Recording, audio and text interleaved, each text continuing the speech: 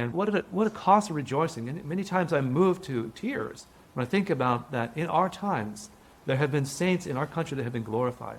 Stories about the life of Saint Olga of Kwethluk are amazing, and I love to hear about how this person, in a humble way, has lived a holy life.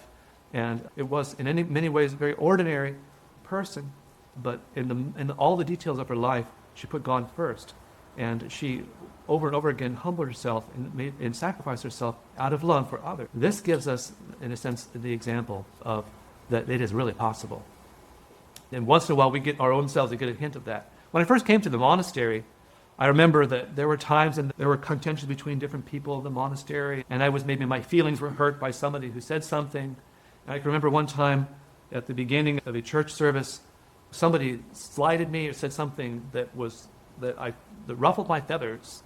And at that moment I thought, I can't deal with this right now, like process this or work through it. So I'm going to put that on hold and just focus on singing in the choir. So I did that, and then at the end of the service, okay, now what was I all upset about? And by the end of the service, I actually forgot. And it was a tiny little thing, but it was a revelation that sometimes God takes things away. Sometimes the things which would normally consume us would put us into a thought storm of something. That the process of repentance actually works, and that we are more and more freed from that encumbrance of sin.